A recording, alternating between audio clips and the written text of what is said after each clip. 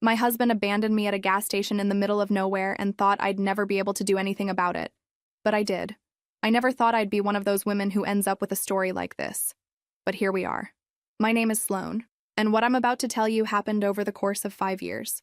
5 years that completely rewired who I am as a person. I should probably start at the beginning, at that gas station in the middle of absolutely nowhere, Colorado, where everything fell apart. It was supposed to be a guys' camping trip.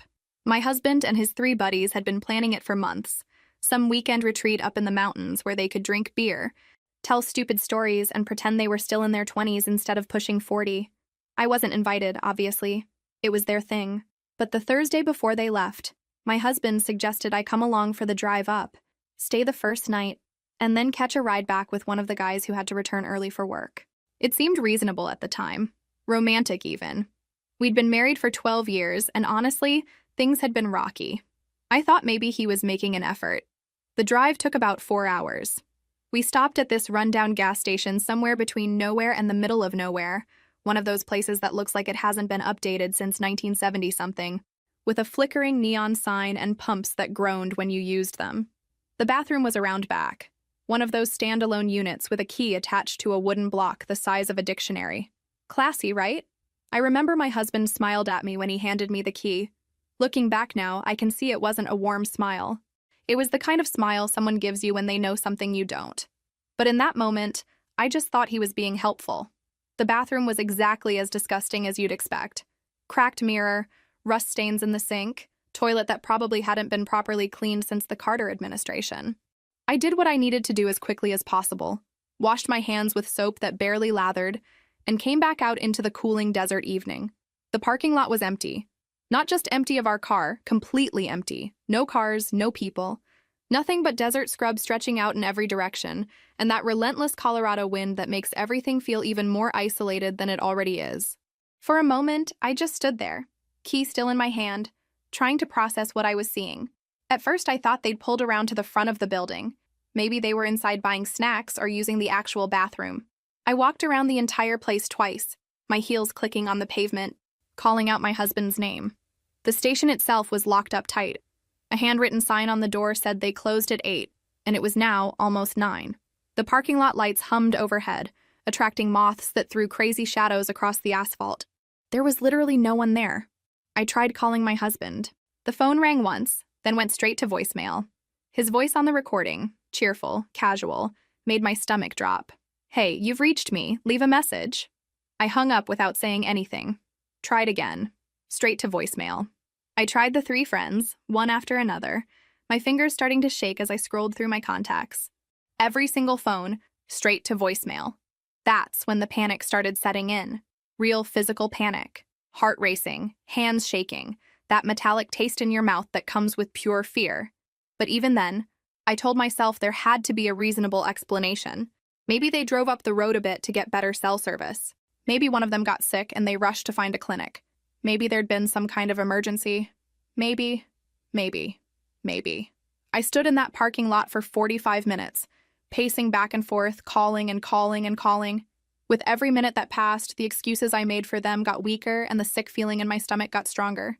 The temperature was dropping. It gets cold fast in the desert at night, and I only had a light jacket. I hadn't brought my purse. Why would I? I was just going to the bathroom. By the time headlights finally appeared on the horizon, I'd cycled through confusion, denial, anger, and had landed somewhere in the neighborhood of numb terror. A truck finally pulled in around 10. The driver was a woman in her 50s, weathered skin and kind eyes, hauling supplies to Grand Junction. She saw me standing there and immediately knew something was wrong. I must have looked like exactly what I was, someone who'd been abandoned in the middle of nowhere with no idea what to do about it. She asked if I needed help. I started crying before I could even answer. The whole story just poured out of me while we stood under that terrible fluorescent light that kept buzzing and flickering. She listened without interrupting, and when I finished, she said something I'll never forget. "Honey, that wasn't an accident. That was a choice." I didn't want to believe her. I got in her truck anyway because what else was I going to do? Sleep on the pavement? She drove me all the way to Grand Junction, about an hour and a half, talking the whole time about her own ex-husband and the day she finally left him. She said sometimes the worst thing a person can do is the best thing that could happen to you, and you just don't know it yet. I nodded along, but honestly, I wasn't really processing anything.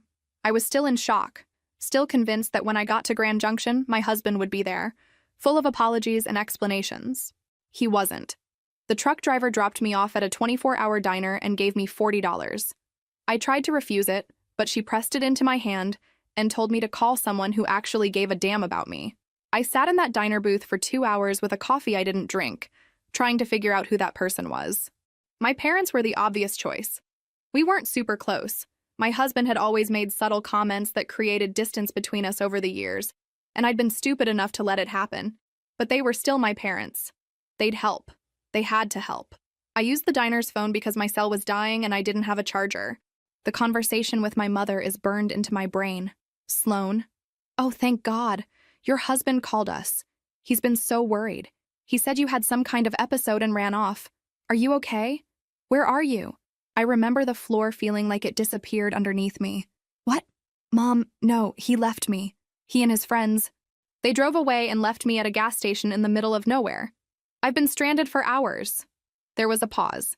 Then, in this careful voice, she said, Sweetheart, that doesn't make any sense. Why would they do that? Your husband said you'd been acting strange all week. He said you got into a fight and jumped out of the car. He's been calling everyone trying to find you. He'd beaten me to it. He'd actually called my parents first and fed them a completely different version of events. One where I was the unstable one, the unpredictable one, the one who couldn't be trusted. And because he'd been setting this up for years, slowly poisoning the well with comments about how emotional I was, how I overreacted to things, how I could be difficult, they believed him. I tried to explain. I really did. I told her about the bathroom, about all their phones going to voicemail, about the truck driver who helped me. But with every word, I could hear the doubt in her voice growing. My own mother didn't believe me. My father got on the phone at some point and said they thought it would be best if I sorted things out with my husband before coming to them. He actually used those words. Sorted things out. Like I was a child who'd gotten into a fight at school. I hung up. I didn't have the energy to keep trying to convince them. The waitress came over and asked if I wanted a refill. I asked her instead if she knew where the nearest shelter was. That first night in the shelter was probably the loneliest night of my entire life. I lay on a cot that smelled like industrial detergent and listened to other women breathing in the darkness. And I realized something profound and terrible. I had no one. My husband had systematically isolated me over the years, and I'd been too trusting to notice. My family believed him over me. I had no close friends because he'd always had reasons why we couldn't spend time with them. I had no money because our accounts were all joint and I didn't have my debit card. I didn't even have identification because my purse was still in the car. Everything I thought I knew about my life had been left at that gas station along with me. I didn't sleep. I couldn't. Every time I closed my eyes, I saw that parking lot, saw the empty space where the car should have been, heard my own voice calling out their names into the darkness. Around 3 a.m, the woman in the cot next to mine started crying quietly. I wanted to say something, to offer comfort, but I had nothing to give. I was empty. The shelter woke up at 6. Fluorescent lights snapping on, the smell of institutional coffee brewing somewhere down the hall, women shuffling to the bathrooms with their small bags of toiletries. I got up like a zombie and went through the motions, brush teeth, wash face, try to make myself look presentable with the same clothes I'd been wearing for 24 hours. Breakfast was served in a cafeteria-style room. Toast, oatmeal, weak coffee. I sat alone at a table and tried to eat, but everything tasted like cardboard. A woman across from me asked if I was okay. I nodded, unable to speak.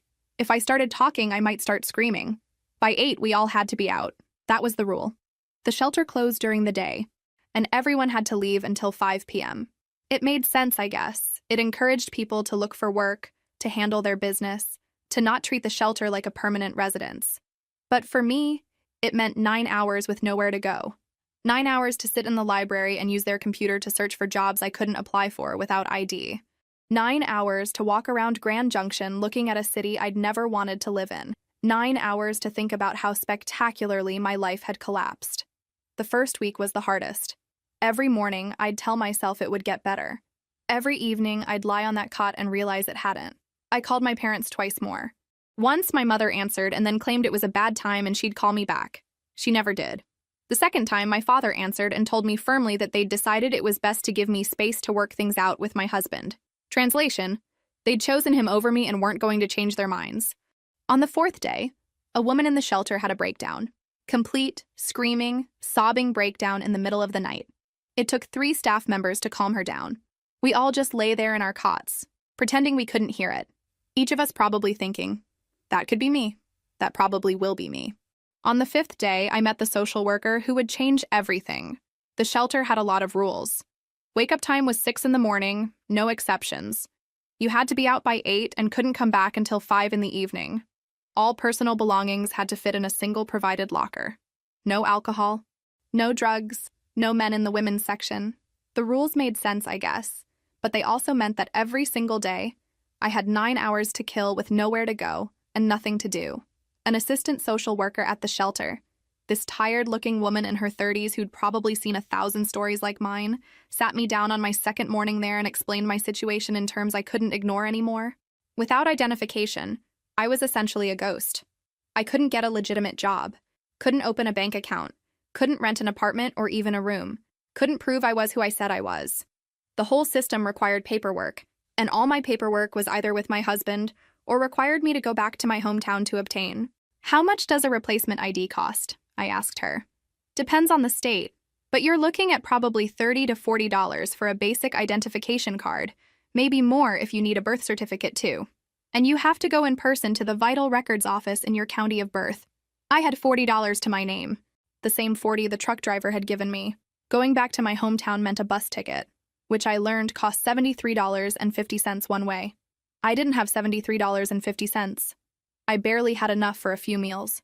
She helped me sign up for emergency food assistance, which at least meant I wouldn't starve, and she gave me a list of places that sometimes hired people for cash-based day labor. Under-the-table work, the kind of thing I never thought I'd need to do. But pride is a luxury you can't afford when you're sleeping in a shelter. The cafeteria that hired me wasn't particularly nice. It was one of those places that tries to be trendy, but is really just serving overpriced sandwiches to tourists passing through on their way to the ski resorts. The owner was this sharp-eyed woman in her 60s who looked me up and down when I came in asking about work and said, "You don't look like someone who usually needs under-the-table work." I was honest with her. I didn't have the energy to make up a story. And besides, I was learning that the truth was often stranger than anything I could invent. I told her about the gas station, about my husband, about needing to get to my hometown for identification. She listened without much expression, then said I could wash dishes for $12 an hour, paid daily in cash. No taxes, no paperwork, no trail. It wasn't legal, but neither of us were in positions to be picky about that. So that became my life. 8 to 5, Monday through Saturday, I washed dishes. My hands got raw, and then they got tough. The hot water and harsh soap stripped away whatever softness they'd had. By the end of the first week, I had small cuts on my knuckles that stung whenever I plunged my hands back into the soapy water. By the end of the second week, those cuts had healed into calluses. My body was adapting, even if my mind hadn't caught up yet. I learned to move fast, to anticipate when the lunch rush would hit, to stack plates in a way that maximized space and efficiency. The rhythm of it became almost meditative once I stopped thinking about it. Spray, scrub, rinse, stack, repeat. The other workers were mostly kids, high school and college students picking up extra money. They were nice enough, but there was an obvious divide. They complained about homework and dating drama and whether they'd get the weekend off. I stayed silent, focused on my work, because what was I going to say? That I was 32 years old, sleeping in a shelter, saving for a bus ticket to get identification because my husband had abandoned me at a gas station. Yeah, that would make for great break room conversation. They were there temporarily, for spending money. I was there because it was the difference between sleeping in a shelter and sleeping on the street. Every single day, I got paid. The owner would call me into her office at the end of my shift and count out bills, usually around $90 to $100 depending on how long I'd worked. No receipt, no paper trail, just cash changing hands. Every single day, I took that cash and divided it with the precision of a miser. $20 went into my pocket for immediate needs, food for the 9 hours I couldn't be at the shelter, maybe a cheap pair of socks if the ones I had were getting holes. The rest went into a jar I kept in my locker at the shelter. I'd asked one of the staff if it was safe, and she'd given me this look that said, "Nothing is ever really safe here, but it's the best you've got." So I hid the jar at the bottom of my locker, under the spare clothes and toiletries, and every night I'd count it before I went to sleep. $23, $38, $51, $67. The numbers climbed so slowly it was agonizing. Some days I'd have setbacks.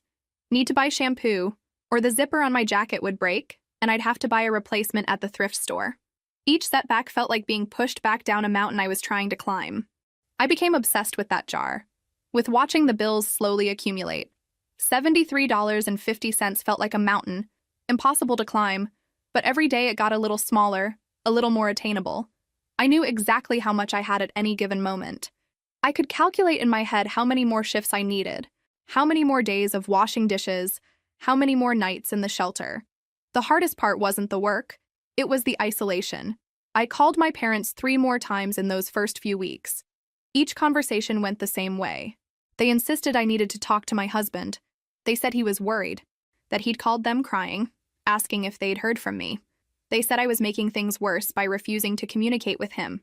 They actually used the word refusing, like I was a child having a tantrum instead of an adult who'd been deliberately abandoned by someone who was supposed to love them. The 4th time I called, my father actually said, "Your husband said you'd do this. He said you'd make up stories to make him look bad. He warned us you might try to turn us against him." The fact that he chose to believe, that I was capable of that kind of manipulation, but not that my husband was capable of abandonment, told me everything I needed to know. That's when I stopped calling. There was no point. He'd won the narrative war before I even knew we were fighting, and every time I heard their voices choosing him over me, it hurt in a way that made the gas station abandonment feel almost secondary.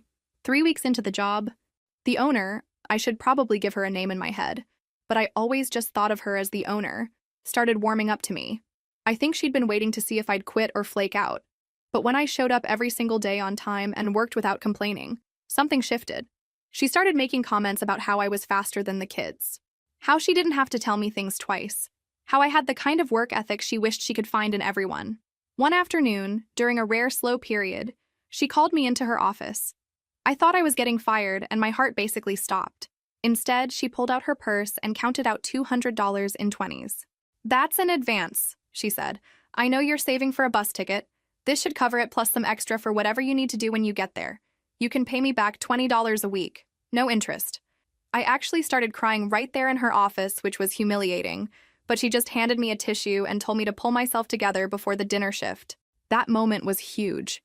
It was the first time since the gas station that someone had actually helped me without asking what I'd done to deserve my situation. The bus trip back to my hometown took 8 hours. 8 hours of staring out the window at landscape that became increasingly familiar and increasingly painful. I'd grown up here. I'd met my husband here. We'd gotten married in the church 2 blocks from the courthouse, where I'd now need to get my documents. Every mile felt like traveling backward through my own history. I scheduled the whole trip carefully. The bus arrived at 7 in the morning. The Vital Records office opened at 8. I'd get my identification card and birth certificate, then catch the 4 p.m. bus back to Grand Junction. I'd be gone before anyone who mattered could see me. That was the plan. The courthouse was smaller than I remembered. I filled out the forms with shaking hands. The clerk was this bored-looking woman who processed my request without even looking at my face. 45 minutes later, I had a temporary identification card and a certified copy of my birth certificate. I was legally a person again. I had 5 hours to kill before the bus. I should have stayed in the courthouse or gone to the library or literally anywhere else. But I was hungry, and there was this diner I used to love, and I thought surely I could just sit in a back booth for an hour and no one would notice me. I was wrong. My sister-in-law walked in 20 minutes after I sat down. Not my husband's sister, my brother's wife. I'd forgotten they lived 3 blocks from the diner. She saw me immediately, and her whole face lit up in a way that made my chest hurt. She basically ran over to my booth and slid in across from me without asking. "Where the hell have you been?" she said. "And before you answer, I want you to know that I never believed a single word that piece of garbage told anyone."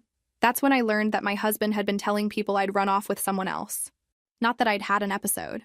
Not that I'd left in a fight. He'd upgraded his lie to a full-blown affair with an imaginary person. He was telling everyone I'd been sneaking around for months and finally abandoned our marriage for my lover. The story had apparently gotten more elaborate with each retelling. "He filed for divorce last week," she told me. "Abandonment of the marital home. He's trying to get out of giving you anything in the settlement because he's claiming you left voluntarily." I just stared at her. "I don't even want anything from him. I just want him to leave me alone." "Well, that's not what he's doing," she said. "Sloan, there's more. He's been opening credit cards in your name. I saw the mail before. He's got at least 3 that I know of, and they're all maxed out. He's burying you in debt and then planning to claim you did it before you left. I felt like I was going to be sick. The diner sounds, clattering plates, other people's conversations, the hiss of the grill, it all became this overwhelming roar in my ears. I'd been washing dishes for 3 weeks trying to get enough money for a bus ticket, while my husband was actively destroying my financial future. My sister-in-law reached across the table and grabbed my hand. Listen to me. I have a lawyer friend. She does some pro bono work. Let me get you her number. You need to fight this.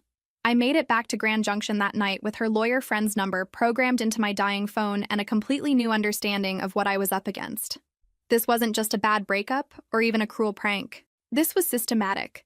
He was trying to make sure that even if I survived leaving, I'd be destroyed in every other way that mattered. The shelter's social worker helped me connect with a legal aid attorney the next week. He was young, overworked, and probably handling 50 cases at once, but he took mine. We filed responses to the divorce, contested the abandonment claim, and started the process of proving the credit card fraud. It was all going to take time. Months, probably.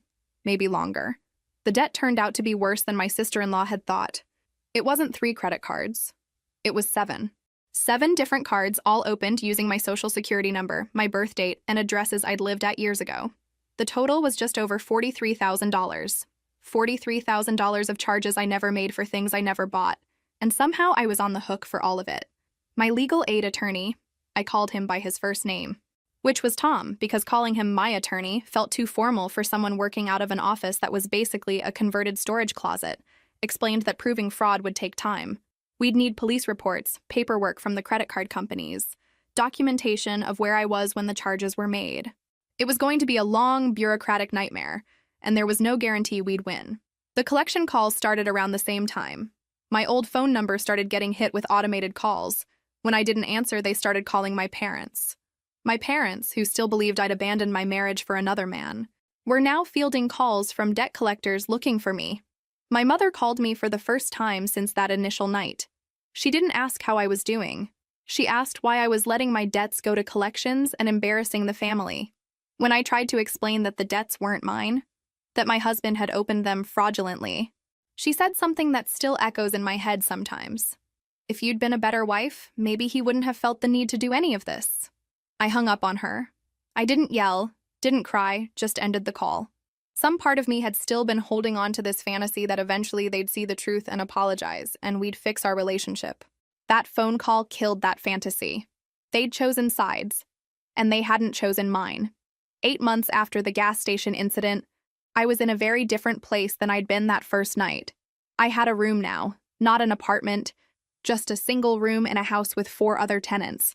But it was mine. I was working full-time at the cafeteria, and the owner had promoted me to a supervisor position, which came with a legitimate paycheck instead of cash.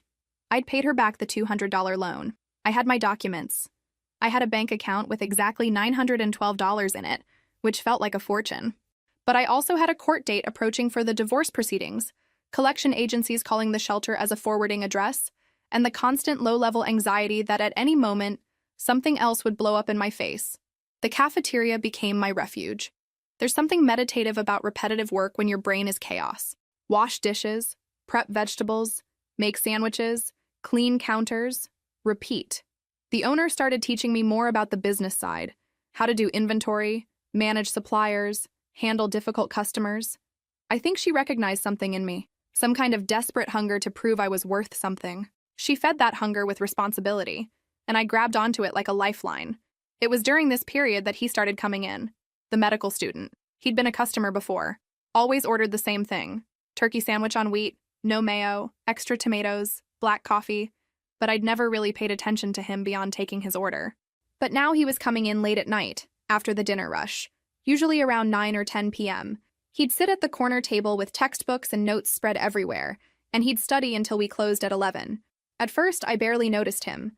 Just another customer in a long line of customers. But after a few weeks, I started to recognize the pattern. Same time, same table, same order. He'd nod at me when he came in, a quick acknowledgement, then disappear into whatever he was studying. Anatomy, from what I could see when I passed by his table. Detailed diagrams of the human body, medical terminology I couldn't begin to pronounce. It took another 2 weeks before he actually started talking to me beyond his order. It was a slower night, One of those random Tuesdays where the place was dead, and I was wiping down tables near where he sat. He looked up from his textbook and asked if I wanted the leftover coffee since we were just going to throw it out anyway. I said yes because free coffee is free coffee, and I'd learned not to turn down anything free. Then he asked if I wanted to sit for a minute since the place was dead. I said yes to that too, mostly because my feet hurt, and I'd been on them for 9 hours straight. His name was something common. I won't write it here because this isn't really about him. It's about what he represented to me at that moment in my life. He was in his 3rd year of medical school, specializing in emergency medicine. He came to the cafeteria to study because his apartment was loud.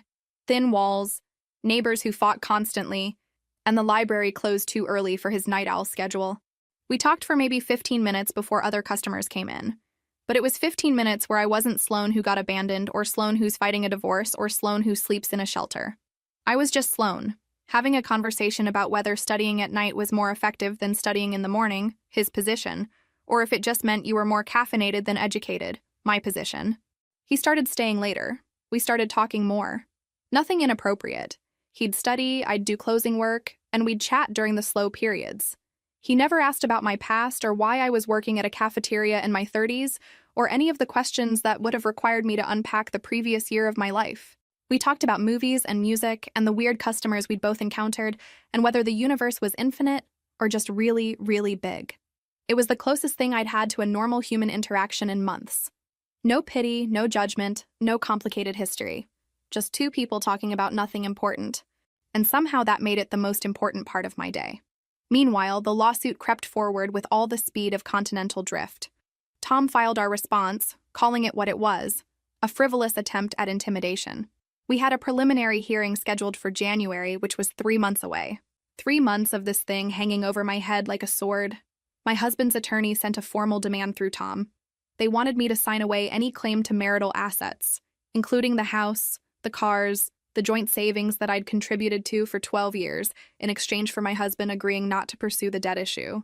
Basically, I could walk away with nothing and let him keep everything. Or I could fight and risk being held responsible for $43,000 of fraud. Tom asked what I wanted to do. I remember sitting in his cramped office, looking at the water stain on the ceiling that looked vaguely like a bird, and feeling this strange calm wash over me. Fight it, I said. All of it. I'm not signing away my life because he's threatening me. Let them take me to court. It's going to get ugly, Tom warned. It's already ugly, I said. At least this way I'm not pretending it isn't.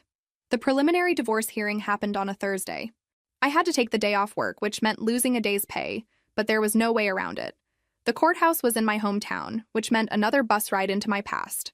I wore the only professional outfit I'd managed to piece together from the thrift store, a black skirt and a gray blouse that fit okay if I kept the jacket buttoned. I looked like I was going to a funeral. Appropriate, considering I was watching the legal death of my marriage. My husband showed up with his expensive attorney, looking confident and put together in a way that made me want to scream. He'd gained weight since I'd last seen him. Not a lot, but enough to notice. He didn't look at me when he walked in, didn't acknowledge my existence at all. Just sat at his table and whispered with his lawyer like I was furniture. The hearing itself was mostly procedural. Tom had filed our responses contesting the abandonment claim and alleging financial fraud. My husband's attorney argued that I'd left voluntarily and had been unstable for months prior to my departure. They submitted affidavits from his 3 friends backing up his version of events. Tom submitted the messages. The text messages from my husband's friends that my sister-in-law had somehow managed to get screenshots of before they were deleted. Messages from the day of the gas station incident, laughing about the prank, joking about how long I'd wait before figuring out they weren't coming back. Messages that made it very, very clear this had been planned and deliberate. I watched my husband's face when Tom projected those messages on the screen, watched the color drain out of it, watched him lean over to whisper frantically to his attorney. The attorney asked for a brief recess, which the judge granted with this look that suggested she knew exactly what was happening. When we came back, suddenly my husband's team wanted to reconsider the terms and work toward an amicable settlement. Translation? They knew they'd lost the abandonment argument and were scrambling to minimize damage. The judge, a stern woman in her 60s who looked like she'd seen every divorce trick in the book, denied the abandonment claim right there. She also ordered a temporary freeze on any further credit card use in my name and scheduled a follow-up hearing on the fraud allegations. Outside the courthouse, he tried to talk to me, actually followed me to where I was waiting for my bus and tried to have a conversation. His exact words were, We can still fix this, Sloan. We can work through it. I still love you. I looked at him, really looked at him, and tried to find any trace of the man I'd married 12 years ago. I couldn't. You don't love me, I said. You don't even know what that word means. You love control. You love having someone to manipulate. But love? Actual love? You've never felt that for anyone but yourself. He started to respond, but I turned and walked away. Got on my bus. Didn't look back. 8 months turned into a year, then 2. Time has this weird way of moving both incredibly slowly and terrifyingly fast when you're rebuilding your life from scratch. The legal battle with my ex-husband dragged on through continuances and paperwork and more court dates than I'd ever imagined possible. But other things were changing. Good things. I'd been promoted again at the cafeteria, this time to assistant manager. Real salary, benefits, the whole package. I'd moved out of the room rental situation and into a small studio apartment that was technically too expensive for my budget, but felt like a palace after the shelter and the shared house. I had furniture from thrift stores and a mattress I'd bought new because I'd decided that if there was one thing I deserved after everything, it was a bed that no one else had slept in first. The owner of the cafeteria, her name was June, and I'd finally started using it, had started talking about retiring. She was 68 and tired, and her kids had no interest in taking over the business. She hadn't said anything explicitly, but I got the sense she was testing me, seeing if I could handle more responsibility. I was working 14-hour days sometimes, covering for sick employees, dealing with suppliers, basically running the place while she took longer and longer vacations to visit her daughter in California. Then the new lawsuit came. My ex-husband, his attorney technically, but same difference, filed a civil suit against me for defamation and emotional distress. The claim was that I'd spread malicious lies about him that had damaged his reputation and caused him significant psychological harm. They were asking for $75,000 in damages. Tom called me at work to tell me about it. I actually laughed. Not because it was funny, but because the absurdity of it was so overwhelming that laughing was the only possible response. The man who'd orchestrated my abandonment, committed fraud in my name, and spent 2 years lying to everyone we knew was now claiming that I was the one who damaged his reputation. It's a pressure tactic, Tom explained. He's hoping you'll agree to a settlement in the divorce just to make this go away. The defamation case has almost no merit. Truth is an absolute defense. And we have those text messages. But he knows that defending yourself costs money and energy. June had been in the hospital the week before for some kind of heart issue. Minor, she'd insisted, but scary enough that she'd started talking seriously about selling the cafeteria. She'd even floated the idea to me, in her casual way, asking if I'd ever thought about owning my own business. I had thought about it. Constantly. But thinking about something and having $50,000 for a down payment are two very different things. And now, with this new lawsuit looming, the idea of taking on debt for a business purchase felt impossibly risky. The medical student had become a regular fixture in my life by then. We'd moved from casual conversations to actually hanging out outside the cafeteria. Nothing romantic at first, just two people who'd become friends. But there was something there, something that made my life feel less like survival and more like living. The hearing for the defamation lawsuit was scheduled for a Wednesday in February, which meant another trip back to my hometown, another day away from work, another bus ride through landscape that I'd come to associate with dread. But this time felt different. I wasn't going as someone who'd been abandoned and was trying to survive. I was going as someone who'd survived and was now fighting back. Tom met me at the courthouse steps. We'd prepared extensively for this. He'd drilled me on possible questions, walked me through what to expect, warned me that my ex-husband's attorney would try to make me look unstable or vindictive. My ex-husband looked different. Older, obviously, but there was something else. A kind of desperation in his eyes that hadn't been there before. He'd lost the cocky confidence he'd had at the first hearing. He looked like someone who was losing and knew it. His attorney was new. The expensive one from before had apparently dropped him, probably when the bills went unpaid. This guy was cheaper but scrappier, the kind who'd argue anything for anyone if the check cleared. He opened with the argument that I'd been systematically destroying my ex-husband's reputation in our community, telling people he'd abandoned me, when in reality, we'd had a mutual separation. Tom stood up for our response, and it was like watching someone calmly dismantle a house of cards. He presented the text messages again, had them entered as evidence, showed the timestamps, showed the content, showed the clear and unambiguous proof that the abandonment had been planned and deliberate. Then he did something I hadn't expected. He called my sister-in-law as a witness. She'd driven up from her home specifically for this.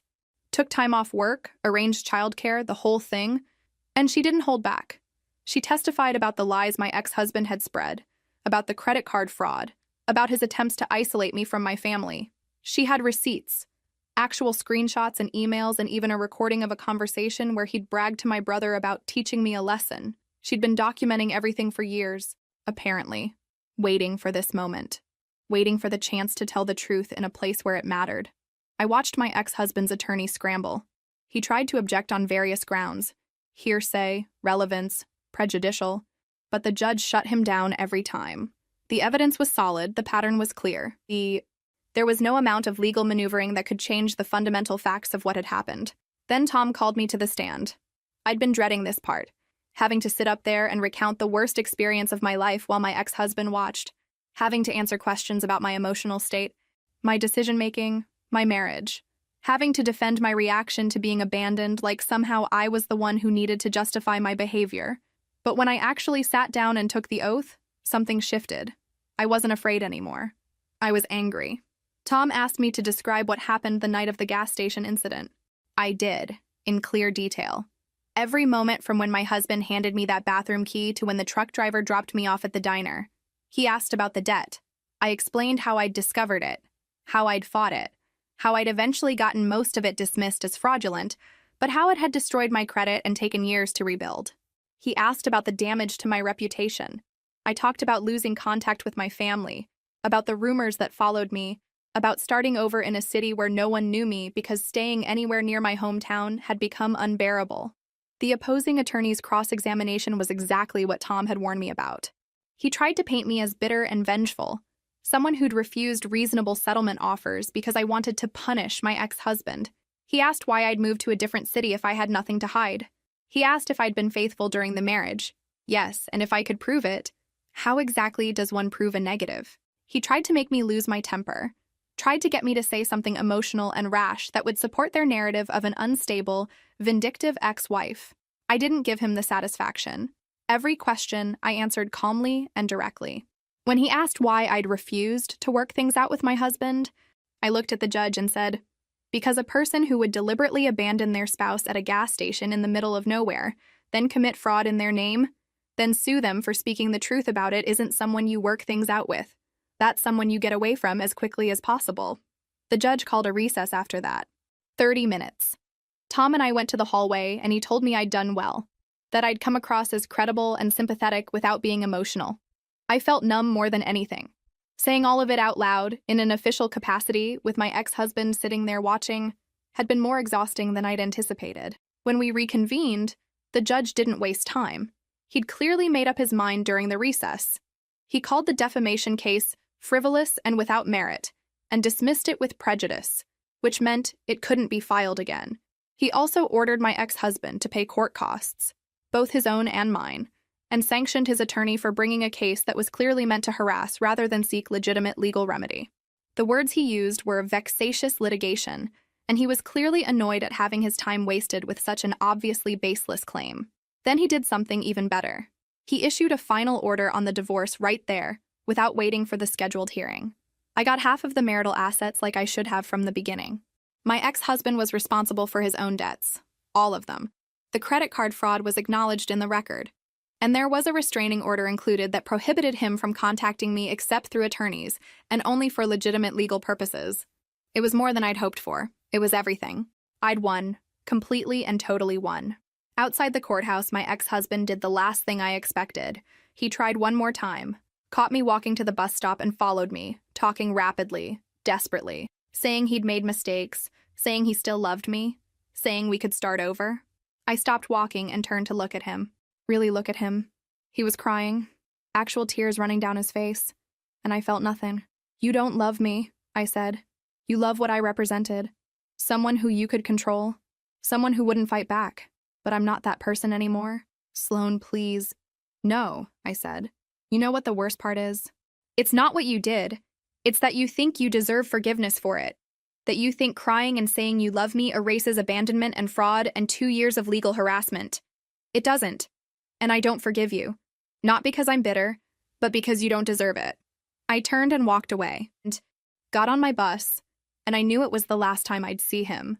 On the bus ride back to Grand Junction, I called June, told her I wanted to move forward with the business purchase, told her I'd talked to the bank and they were willing to work with me, told her I was ready to take the risk. She laughed. Actually laughed. "I was wondering when you'd stop being scared," she said. "Welcome to ownership, kid. 3 years is enough time for a lot of things to change. Enough time to buy a business, learn to run it properly, make it profitable." The cafeteria was mine. Fully mine. I'd signed the papers 14 months after that courthouse victory, with a loan that terrified me and June's promise that she'd consult for the first 6 months. I'd made changes. Updated the menu, renovated the bathrooms, built a small patio area outside for the summer months. Business had grown by 30% in the first year alone. I'd hired 6 employees. Real staff with benefits and everything. I'd even started looking at a second location. And I had someone in my life. The medical student wasn't a student anymore. He'd finished his residency and was now an actual emergency room physician at the county hospital. We'd been officially together for 2 years. Living together for 8 months. It had been slow and careful. Both of us damaged in our own ways. But it worked. We worked. Then my mother showed up. I was busy helping a new employee learn the register when I looked up and saw her standing in the doorway, older and smaller than I remembered, looking uncertain in a way that my mother never looked. She waited until I acknowledged her. Didn't approach, didn't wave, just stood there like she was afraid I'd throw her out. "Can we talk?" she asked when I finally walked over. I looked at the lunch rush building, at my employees managing everything competently without me. "I have 15 minutes, I said. Outside. The patio was empty, too cold for most people. We sat at opposite ends of a table, neither of us quite looking at each other. "I divorced your father," she said. No preamble, no small talk. 8 months ago, the papers finalized in July. I didn't say anything, just waited. He still believes him, your ex-husband, still thinks you abandoned your marriage for another man, that you're lying about everything that happened. I told him about the court case, about the judge's ruling, about the evidence. He won't accept it. Says the system is biased against men." She paused. "I couldn't stay married to someone who'd rather believe a liar than his own daughter." "But you did," I said. "For 3 years you believed the liar." "I did." She looked down at her hands. "I don't have an excuse for that. I was a coward. I'd spent 35 years letting your father make decisions, shape reality, decide what was true. And when you called that night, I was scared." "Why are you here?" I asked. "After 3 years. Why now?" She was quiet for a long moment. "I need help. The divorce. Your father fought everything. He got to keep the house because my name wasn't on it. I have some savings, but not enough for first and last month's rent anywhere decent. I'm staying with your sister-in-law right now, but I can't do that forever. And I hoped, there it was. The real reason. You want money. I want to reconnect with my daughter," she said. "But yes, I also need help. I know I don't deserve it. I know I failed you when you needed me most.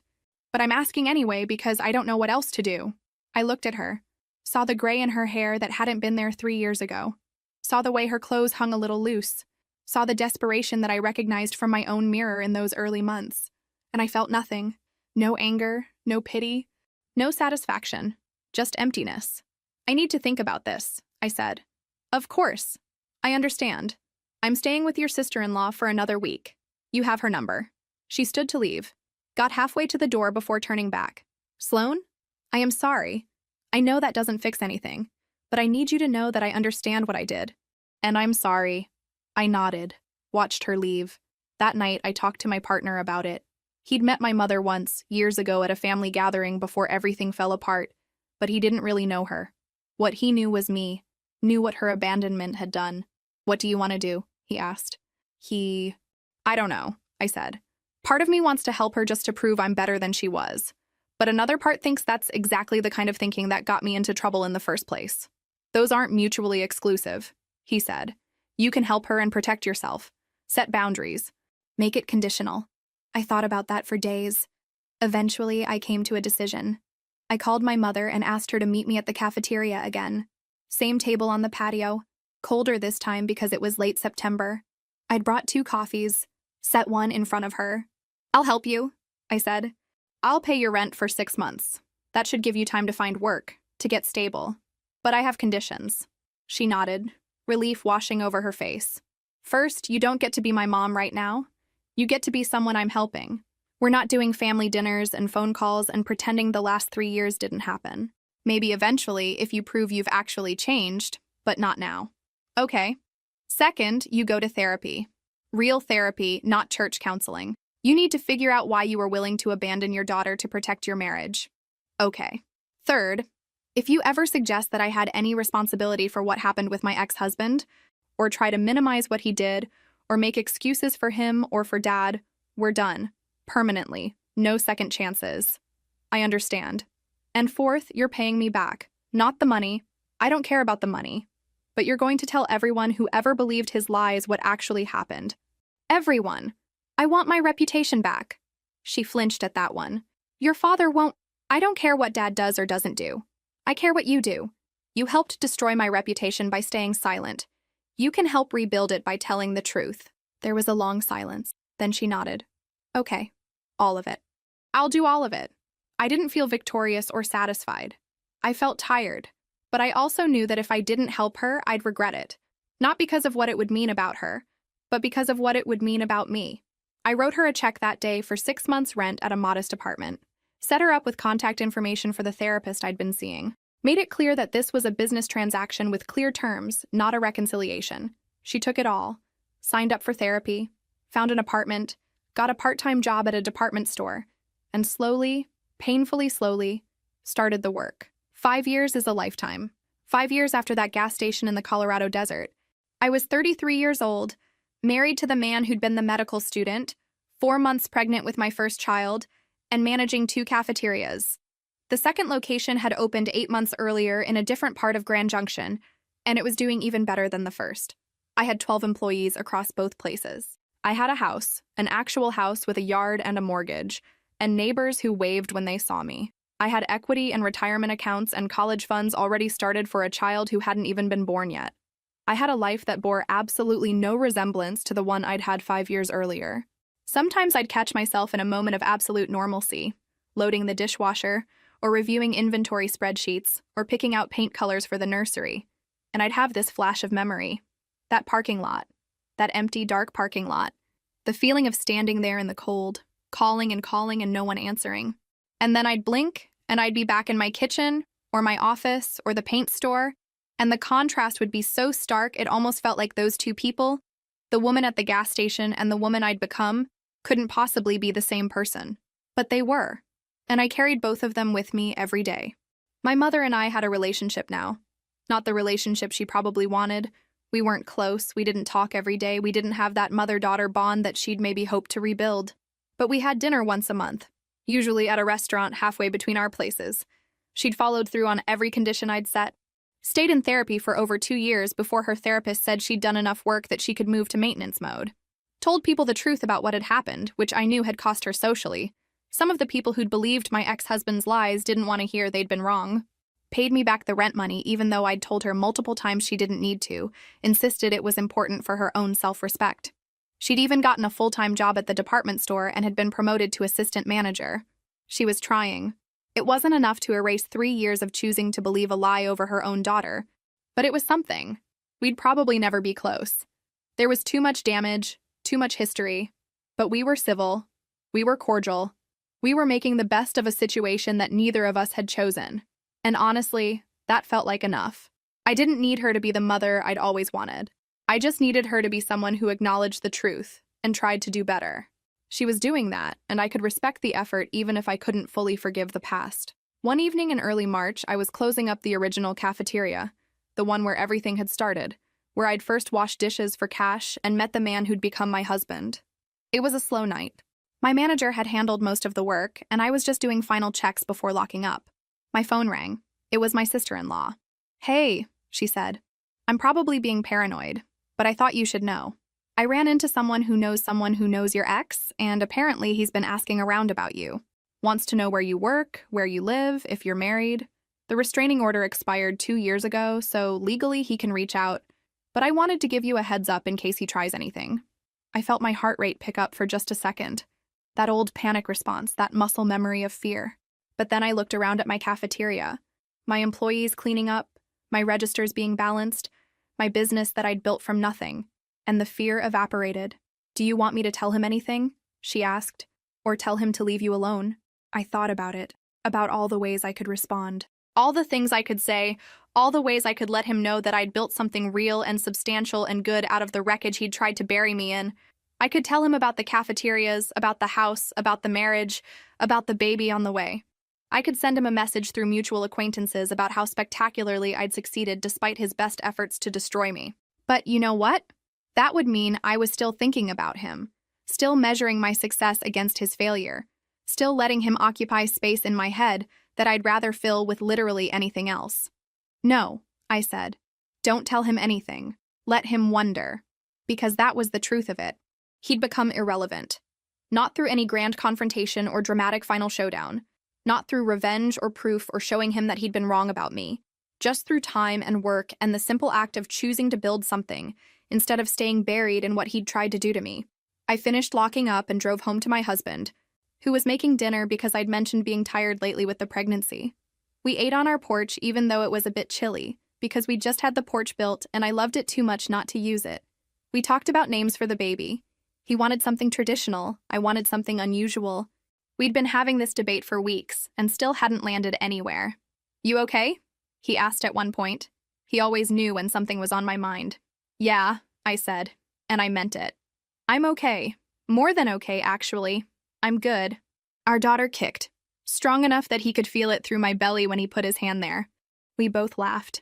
This little person who'd never know the woman I'd been 5 years ago at that gas station, who'd never know what it felt like to have absolutely nothing and no one, who'd grow up in a house with parents who loved each other and a mother who owned her own business, and a life where abandonment was just a word in the dictionary, not a lived experience that shaped everything that came after. That night, after my husband had fallen asleep, I lay awake for a while thinking about those 5 years.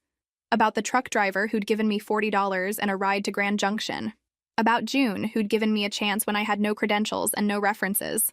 About Tom, who'd fought for me when I had no money to pay him properly. About my sister-in-law, who'd believed me when my own parents hadn't. About the medical student who'd become my husband, who'd never once asked me to be anyone other than who I was. I'd spent so much time in those early months thinking about what had been taken from me. My marriage, my family, my reputation, my financial security, everything. I'd been left with nothing but $40 and the clothes I was wearing. But somewhere along the way, I'd stopped thinking about what I'd lost and started thinking about what I was building. And what I'd built, slowly, painfully, one day at a time, was better than anything I'd had before. More honest, more mine, more real. 5 years, one gas station, one choice to keep going when everything said to give up. One choice that I made every single day for months, then years, until it wasn't even a choice anymore. It was just who I'd become. And a life that was entirely, irrevocably mine.